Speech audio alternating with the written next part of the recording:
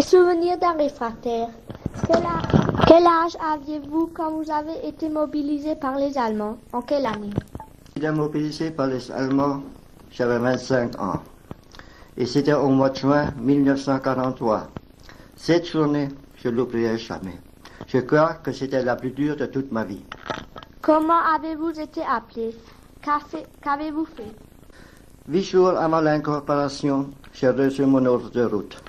D'ailleurs, je n'étais pas seul. Nous étions une dizaine dans notre village. Tous avaient déjà servi dans l'armée française. Vous êtes-vous caché de suite ou pendant une permission? Non, je ne me suis pas caché de suite.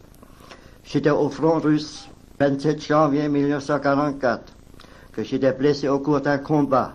À partir de ce jour, que j'étais soigné dans divers hôpitaux. Alors, au mois d'août de la même année, que j'ai reçu une perme de convalescence et je ne suis plus reparti dans l'armée allemande, je me suis caché. Étiez-vous seul avec d'autres qui vous a-t-on cherché? Oui, j'étais tout seul et on ne m'a pas cherché, car personne n'était au courant, même pas ma mère.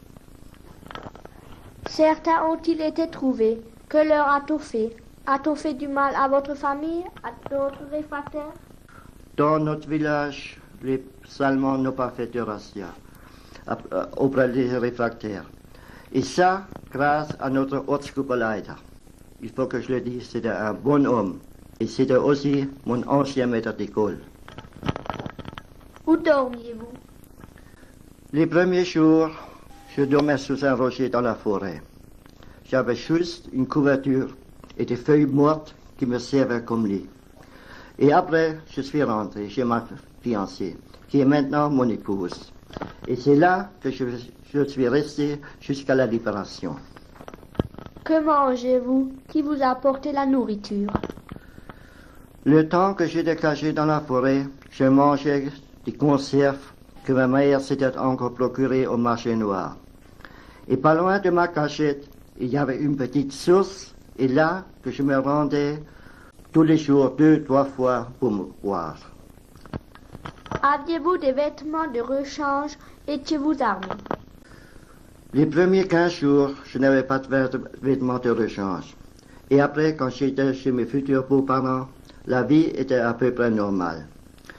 J'avais toujours un fusil, de la munition et une grenade à main à proximité de moi. Parfois, même pendant la nuit, je me suis rendu chez mon frère qui était caché dans ma maison paternelle. Que faisiez-vous pendant la journée? Le matin, j'attendais avec impatience le journal, lequel je lisais attentivement. Après, je cousais des chaussures, des pantoufles. Je coupais des feuilles du tabac pour avoir quelque chose à fumer. À ce moment-là, le tabac aussi était rationné. Après, j'épluchais des pommes de terre pour ma future belle-mère pour faire la soupe. Après, pendant au cours de la journée, avec un grand moulin à café, je moulais du blé pour faire de la farine. Car aussi la farine, c'était un article qui était très rare pendant la guerre. Malgré qu'elle n'était pas trop fine, mais le pain était quand même mangeable. Aviez-vous peur? Enfin, parfois, un peu, mais pas tellement. Combien y avait-il de réfractaires? Dans notre village, on était 7.